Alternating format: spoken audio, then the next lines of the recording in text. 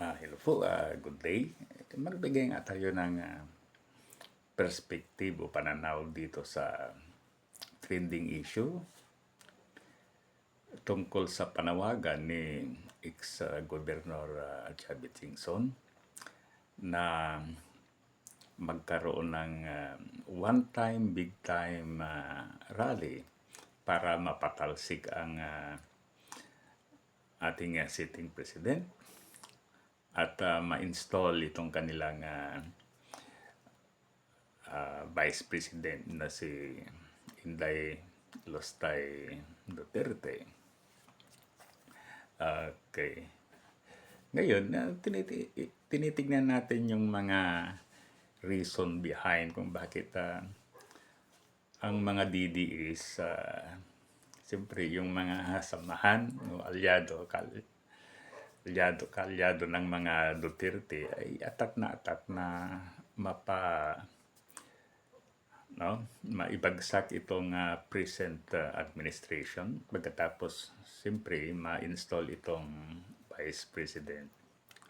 Okay. Ngayon, na trigger lang tayo dito sa nanawagan itong si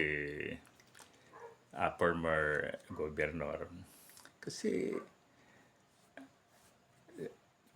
kung tignan mo, siya ay nananawagan sa lahat ng mga sektor ng ating lipunan, sa mga religious group, mga kabataan, para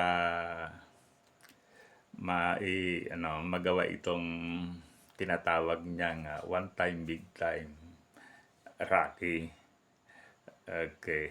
Kasi tignan mo ang pinaka-purpose supposed to be ay yung ito ay against corruption. Ngunit ang alam ko, ang taong ito ay naging sikat din dahil sa gambling, sa mga iba't ibang anomalya. In fact, ang alam ko, may planong kasuhan siya ng plunder dahil doon sa lupa na ibininta niya, yung lupa niya na ibininta sa gobyerno na napakamahal. Okay. Kaya, yon. Ako siguro, kung may manawagan ng ganito, rally against graft and corruption, then, sige, sasama tayo. Kung yung mga taong nananawagan o yung mga nag-host ng nasabing rally ay talagang kilala mong walang bahid na bad record. Pero sa ito, maliwanag na maliwanag. Parang bilhin sila sa lipunang Pilipino. Napakayaman nila. Pagkatapos, naghihirap ang sambayanan. Ngunit yan, grabe yung pamumuhay nila, no? Kaya, parang hindi magtugma sa lipunan natin. Ngayon, bakit kaya atat na atat ang mga ito? So, unang-una, marami silang kaso.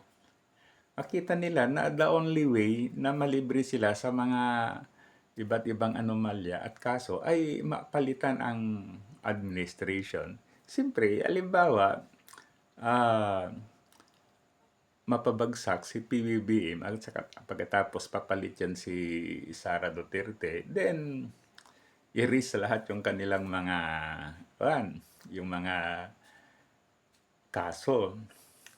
Kaya yon, wag natin patulan ang ganitong panawagan. Okay, so maawa na tayo sa Pilipinas, dapat nakita natin ang itong mga neighboring countries natin na umuunlad, kung titignan natin, yung natural resources nila ay pareho din sa atin. In fact, baka mas mayaman tayo sa mga natural resources. Ngunit dahil sa corruption na ganito, so hindi tayo gaanong umunlad, Okay, kaya yun. Ah, at saka sana, 'wag na natin suportahan ang mga ganitong uri ng pulitiko. Okay? Siyempre, kung a-analysin natin, hindi naman lang si Kwan diyan, hindi lang si Chavit Singson ang nangunguna diyan. Sinusuportahan din siya ng mga kasama niya na may kaso. Okay, nandun yung mga senators, yung mga congressman, yung mga pamilya Duterte, at saka marami pa, ano. Kaya yon, atat na atat sila para malibre sa kanilang mga kaso. Ganun yan, ano? Kasi tingnan natin ang situation, ano? Ah, Sinasabi na by February, tuloy na yung impeachment against the Vice President. Ako, bilang Pilipino, dapat ituloy ang impeachment. Bakit? Kasi sinasaad ng Constitution yan, ano, na halimbawa may complaint against any impeachable official, then then ang Congress at saka Senate ay must act on it. Okay? Hindi nila dapat baliwalaan yan kasi nasa Constitution yan.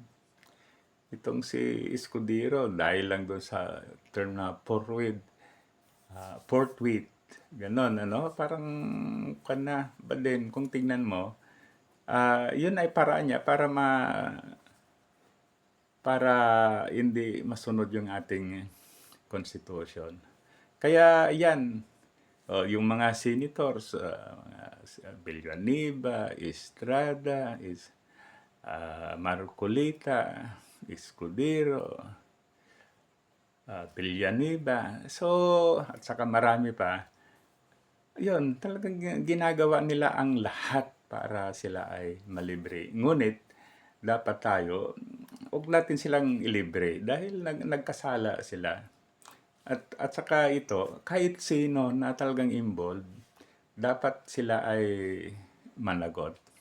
So, yan ay pananaw natin bilang isang ordinaryong Pilipino. Muli, thank you. Sana i-like at saka subscribe sa ating FB page at sa ating YouTube channel. Mabuhay tayong mga Pilipino.